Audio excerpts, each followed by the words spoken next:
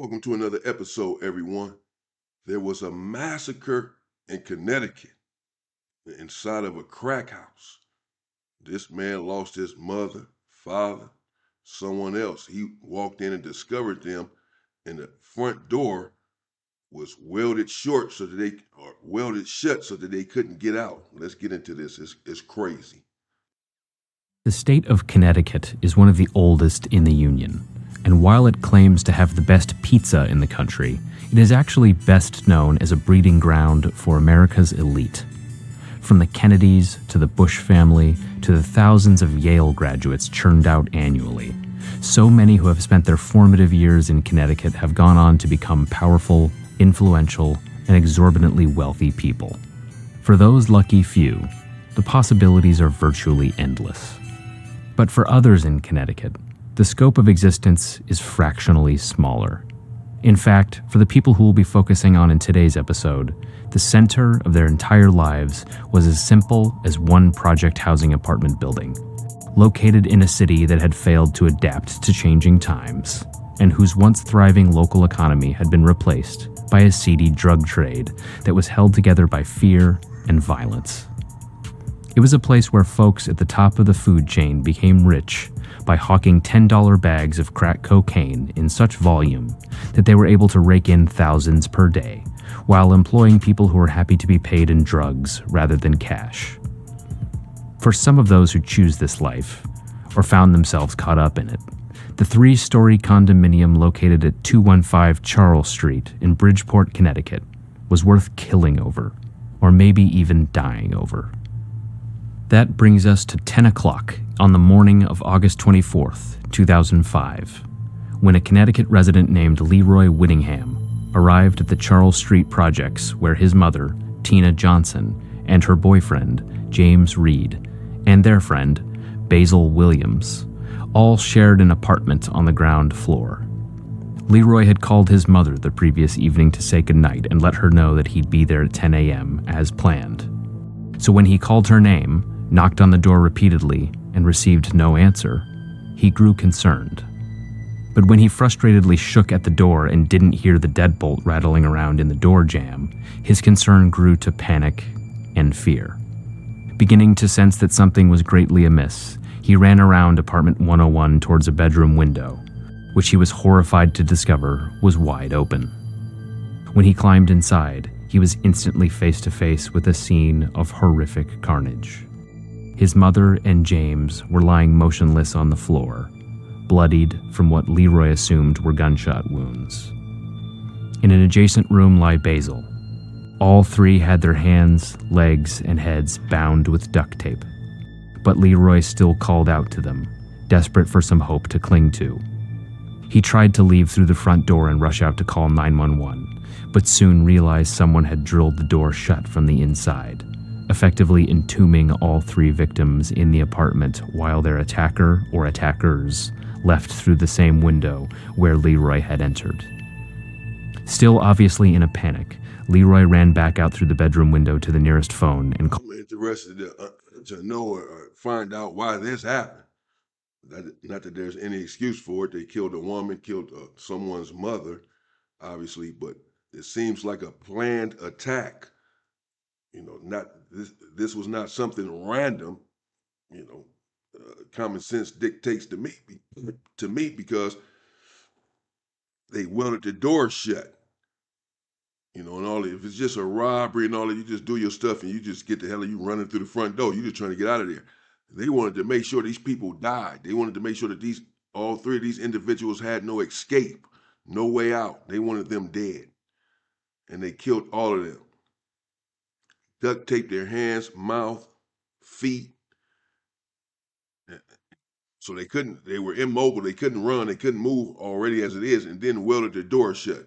They wanted to make sure that these people had no way out. So this was not just something random. You just going looking for a house to rob and then run into some people and it goes bad and you end up killing them. This appears to be a targeted hit, but I could be wrong. Called 911. When paramedics got there, they discovered that all three victims hadn't been shot, but struck in the head repeatedly with a blunted weapon. Basil Williams, Tina Johnson, and James Reed were all declared dead at the scene. Capping off the tragedy was this. Leroy Whittingham had arrived at the apartment that day with the intention of helping his mother gather her belongings and move out of Basil's apartment. Had they made these plans one day earlier, or had the assailants waited an extra day, the slaughter would almost certainly have been avoided.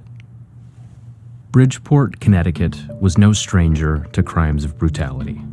Over the past 30 years, and especially since the advent of crack cocaine, the city had grown so violent and gang-infested that local police officers started referring to it by the nickname Little Beirut. A city of about 150,000, Bridgeport had thrived in the post-World War II era, where a manufacturing boom gave rise to thousands of good-paying factory jobs in Fairfield County that kept the local economy alive and well into the 1970s. But when the manufacturing industry moved out of town, nothing rose up to take its place. The end result was a spiking unemployment rate, empty warehouses with no new businesses to fill them, and a spiraling local economy that became analogous to so many other parts of America, like Flint, Michigan, or any number of cities along the Rust Belt. In 1991, the city of Bridgeport officially declared bankruptcy. And 2 years later, an article in the Hartford Courant summed up what the once proud city had become, describing how gangs had become so powerful. One local group called the Green Tops actually set up a barricade and toll booth in the middle of the street and appointed armed boys and men to guard it. Quote, "Burned down and boarded up houses line the streets. When people call the police to complain about drugs and gunfire, gang members burn down their houses. Charred piles of furniture rot on sidewalks and spill into the streets. Melted insulation sags from power lines. Vinyl siding on still habitable houses has melted and run bubbled brown. Walk down Hallett Street and empty vials in which crack is sold crunch beneath your shoes." By the early 2000s, things had improved in Bridgeport, but there was still a thriving local drug economy and plenty of gangs and independent overlords vying for control. So when Bridgeport homicide investigators began receiving tips that Tina, James, and Basil's murders had been motivated by an ongoing dispute Tina had been having with others in the Charles Street apartment building over crack cocaine sales, it wasn't much of a surprise. And similarly, it wasn't too hard for the cops to figure out just who was in charge over at 215 Charles Street. They were two brothers, named Asipo and Azikiwe Aquart, and Asipo especially was not afraid to throw his weight around. Asipo and Azikiwe were intimately familiar with the horrors of Bridgeport's crack trade in the 1990s, because they grew up in the thick of it. Their parents, Richard Aquart and Sonia Smith, were undocumented. That's how it is. You're just sitting there being videotaped as you making these transactions. That's how it was back in the days. They start recording all of this stuff. It's crazy. Dang. So, okay, that's what it is. So far, supposedly, allegedly, a targeted hit based on, well, we'll see. If they're trying to take over the territory and they're saying you can't sell over here anymore, and they're still selling over there, so they went there and done that, or if these individuals, Tina, the mother, had a problem, it was reporting them, for selling drugs in the apartment building or whatever. I'm still not sure. Migrants from Jamaica who lived on the fringes of society and distrusted authorities so much that when the kid's babysitter died while watching them, the adults refused to alert the authorities. When one of Asipo and Azikiwe's uncles was shot amid a drug turf dispute, he ended up seeking medical care from Sonia in order to avoid hospitalization and having to report the incident to the police. Richard supported his wife and 3 sons by selling drugs, but the couple split before too long. During the relatively little time they were in their father's custody, the 3 boys learned the ins and outs of the drug trade. One time, Richard came home in a tizzy, scooped his sons up, threw them in a closet, handed Asipo and Azikiwe's underage brother a pistol, and instructed him to shoot anyone who came into the house. His goal, the eldest brother would later remember, was, quote, "to rape America. The only thing good was to take as much as you can and then leave." Sonia, by contrast, attempted to work odd jobs, but was constantly impoverished and struggled to find consistent housing. The family subscribed to a Rastafarian religion whose community was so small they had to travel to New York City twice a month for the nearest house of worship. When another local drug dealer took a romantic interest in Sonia, he would come by in a fancy car, bringing jewelry and expensive clothes with him. While he had no interest in Sonia's sons, the three boys were watching, and by now were well aware that the only relief to poverty they'd ever known had come from drug trafficking proceeds. Then, when Asibo was 11, Sonia drowned during a trip to Florida. With the only other choice being an orphanage or a social worker, Asibo and Asikiwe were left in the custody of the eldest brother, who was by this time 18 years old. Predictably, Asibo started getting in trouble. First for smoking marijuana at age 14, prompting a juvenile probation officer to regularly check in on his well-being. She was horrified. Quote, "He had no parents. He had an older brother who was bitter. So basically he was being raised by nobody." Yeah. And, wow. You think you're not a product of your environment. This man has no one. His mother died when he was 11 years old. She drowned, So it's a sudden death, an untimely death, an unexpected death. And now he's out here on his own. Yeah, well, and he has to fend for himself. This is going to lead you to the street. This is all you know. This is a neighborhood that you grow up in. No one is reaching out to him, grabbing him, leading him in a different direction. Then what do you think is going to happen? He's going to fall into the street, become violent, become headstrong, and apparently that's exactly what happened. And apparently these two, allegedly at least, are responsible for these 3 homicides. This is the situation. Asibo spent winters on the streets as a teen, almost froze to death multiple times, but was taken in by local prostitutes or drug addicts who would offer up a bed or a floor to sleep on and get himself out of the cold. He was arrested at age 16 for committing a $1 robbery and basically spent the remainder of his youth in and out of jail until being released back to Bridgeport in 2001. There, he turned to the only thing that had been consistently there his entire life: crack sales. And Asibo's anger and tendency towards violence served him well in that world. With established cocaine connections, Asibo and Azikiwe set up a drug business that thrived on addiction at every level.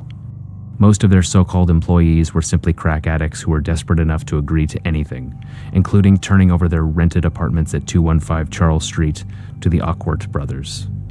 By the summer of 2004, Asibo had taken over a second-floor unit, 211, where a man named James Pop Rucker had been living.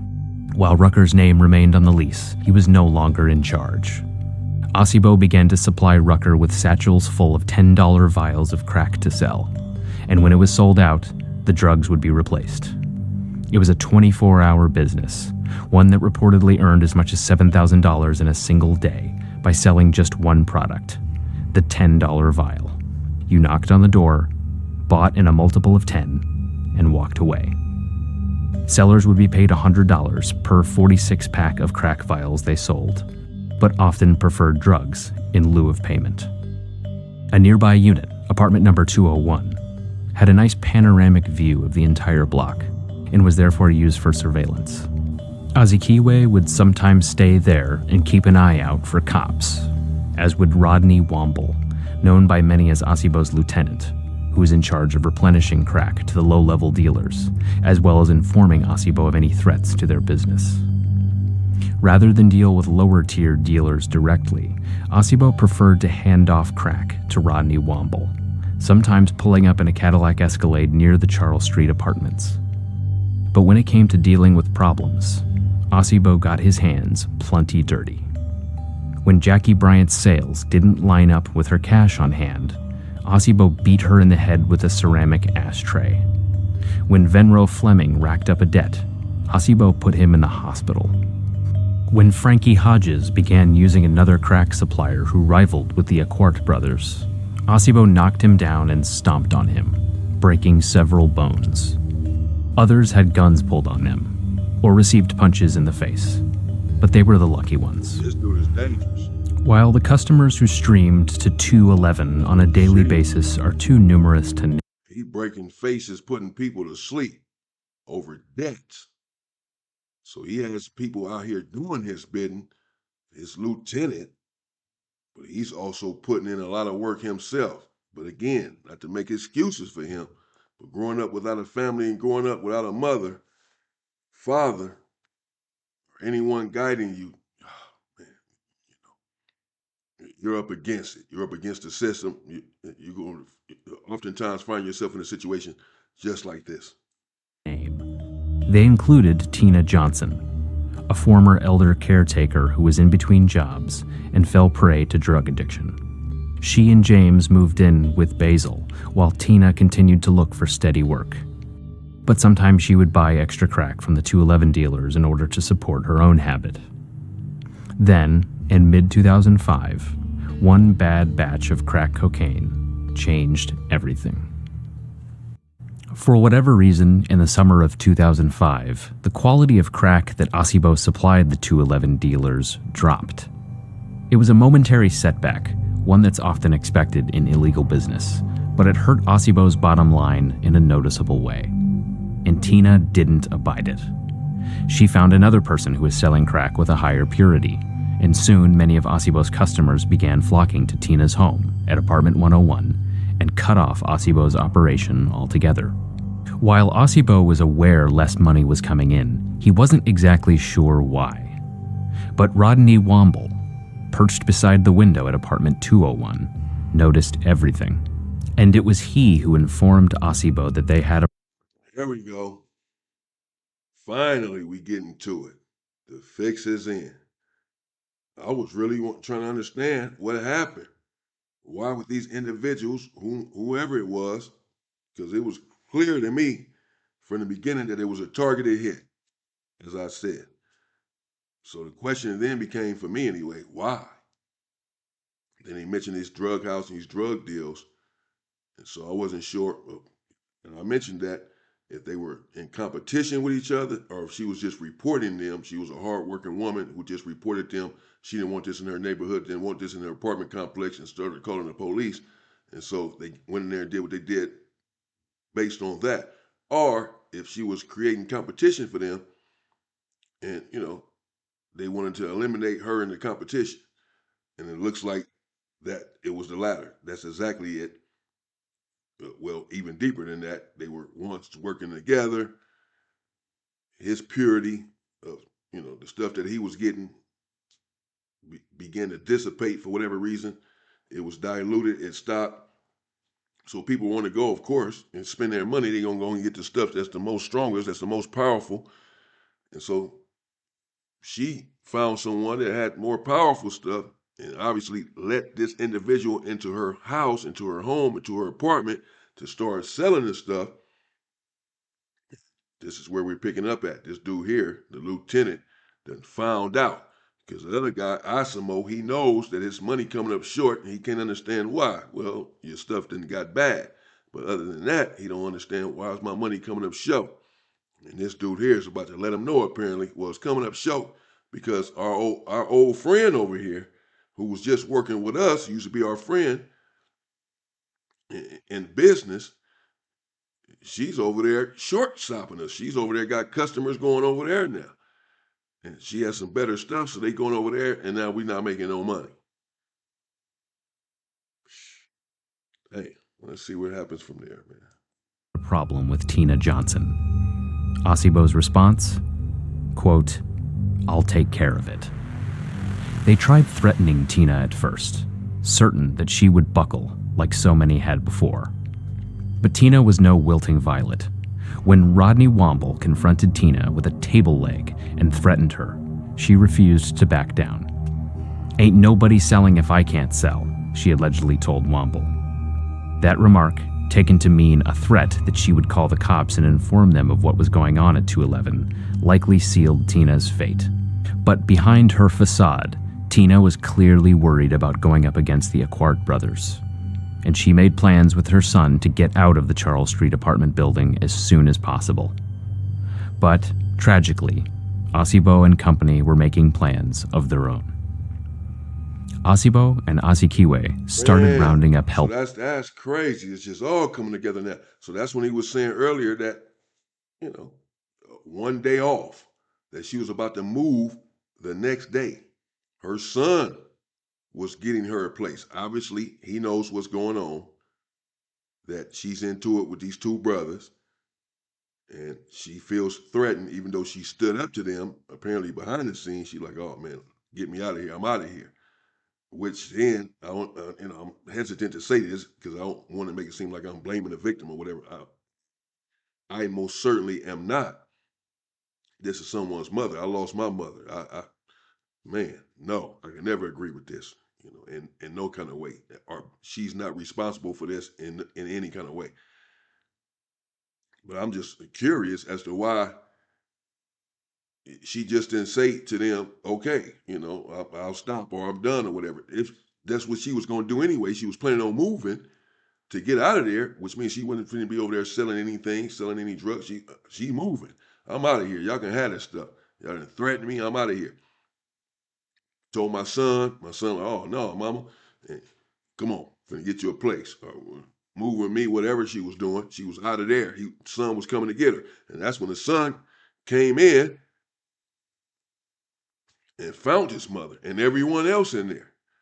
And the door welded shut and all of that. He was coming over to check on his mother or to get his mother that day. "Come on, we out. Got the place," or whatever. And he go in there and find her like, "Oh man, wow, a day later, an hour later, a couple hours late, whatever the situation." And I'm sure he knew exactly immediately. I didn't, we didn't, unless you've seen this before, what happened, But he knew, oh, it's these dudes, you know what I'm saying? Couldn't get Miles out of here in time. I'm interested to know how he handled it or what happened from here. That's crazy, man. Damn, she was about to move. I'm just wondering why she didn't say to them when they came and pressed you, "Hey, stop this. You can't sell over here no more," whatever. Instead of standing up to them he's saying that she did. "Oh no, y'all can't. If I can't sell, nobody's selling." Thinking that they took it as a threat that she's going to call the police. That's what he's saying. Why do that? Why make it seem like you're going to call the police if the whole time, really, in reality, you're scared, you're worried, and you're about to get the hell out of there? You done told your son, your family, "Get me out of here." So why not just tell them, "Man, okay, y'all can have this. I'm finna move. That's how much I'm not calling the police. I'm not doing that. And I'm finna stop what I'm doing over here, and y'all can have it." I mean, I don't know. But they went looking outside of their organization, in part due to their need to find someone who Tina wouldn't recognize and could pose as a crack buyer by knocking on her door. To do this, they recruited a man named Efren Johnson, the brother of Asibo's girlfriend, Lashika Johnson. After verifying that Tina had, in fact, failed to heed Rodney's earlier warning, the group headed to her door on the early morning of August 24th, 2005, along with a fourth man, John Fitzgerald Taylor, an out-of-work bouncer and part-time marijuana seller for Asibo, who was to serve as a lookout. They kicked down Tina's door, armed with baseball bats and a pistol, held them all at gunpoint, and bound their arms and legs with duct tape. Taylor stayed by the door. He would later recall hearing muffled screams and loud thuds. And when he called out to Asibo, whom he knew as Dreddy, Asibo offered him the bat. Quote, "Yo, come and get you some." Taylor claimed that this is when he began to regret his role in the murders, told them he needed to leave, and fled the area. One by one, the remaining three filtered out, but not until after the last one in the building drilled the front door shut and climbed through the window, leaving Tina's son to discover the three bodies hours later. In the meantime, they went to Lashika Johnson's apartment carrying the drill and bags of bloody clothes, and instructed her to dispose of them in different dumpsters around town. For the Bridgeport police, identifying Asibo and Asikiwe as suspects was the easy part. But as they were still gathering evidence against the brothers, the case was turned over to the feds. Within weeks, the U.S. Attorney's Office built up a drug case against not just Asibo, but many in his organization, including Rodney Womble and eventually Azikiwe.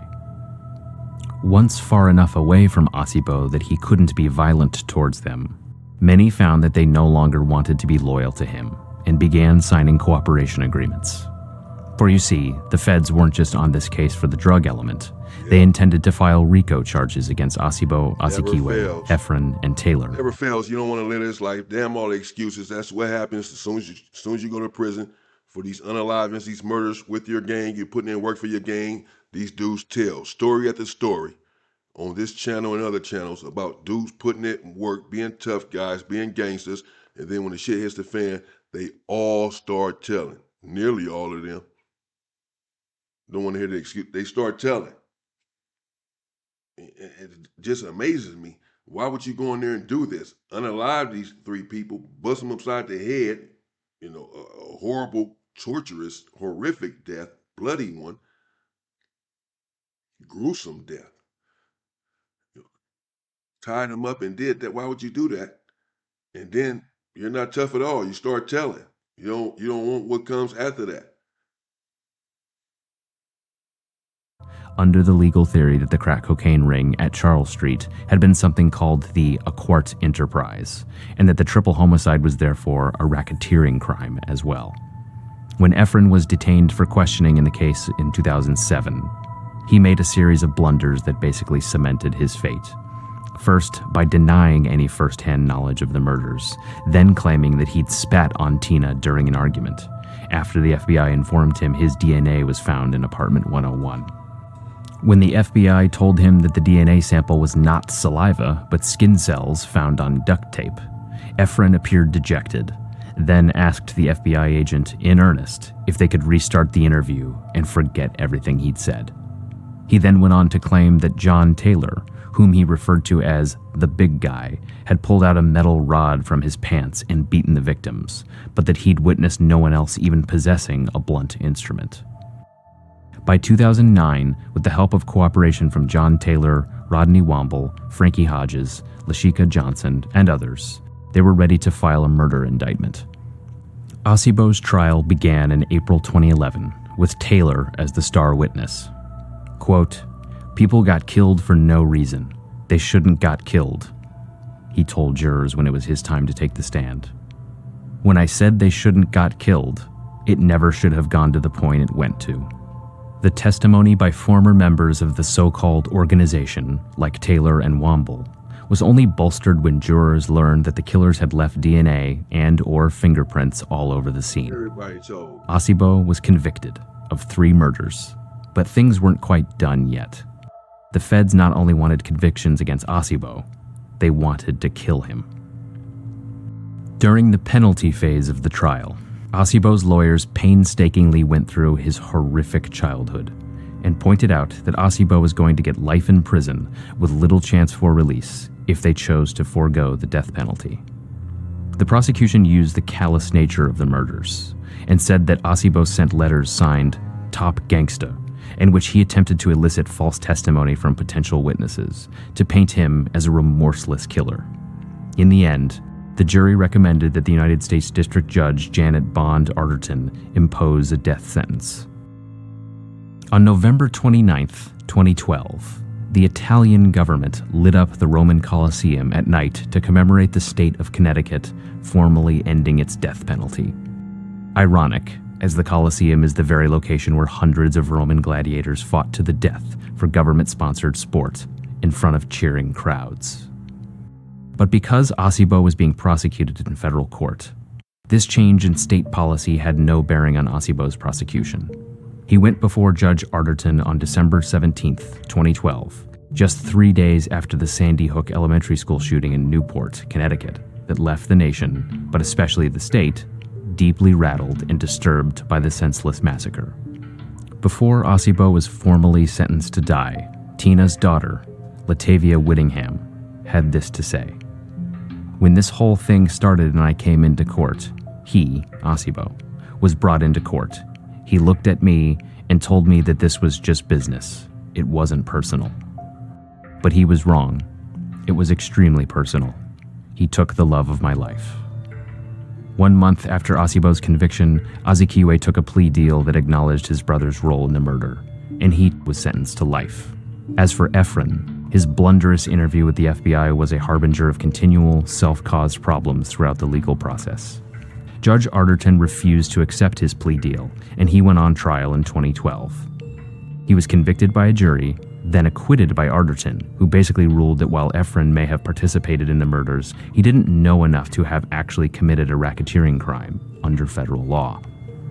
So Efren was tried in state court, convicted once again, and sentenced to 50 years in Connecticut State Prison. Ironically, this sentence is roughly 15 years more than what federal prosecutors would have sought had he gone through with the original plea deal. Sound like for a minute he was about to get But away. Asibo's story doesn't quite end here. In 2019, a federal appeals court overturned his death sentence, ruling prosecutors improperly discredited Efren's version of what happened the morning of the murders, through 2 compounding errors that misled the jury. Asibo's supporters launched an effort to free him from prison, thrusting his life since his prison sentence into public view. While serving time on federal death row is hardly a stable environment, it had provided Asibo with enough day-to-day consistency that he was able to be productive in ways that he never was back in Bridgeport. He became a scholar and an inventor, learning about Shakespeare, organizing soup drives, and creating educational games, a medical device, and a portable pet washing kennel, among other inventions. Damn. Asibo's bid for freedom failed. In October 2021, he was resentenced to life in the federal prison system.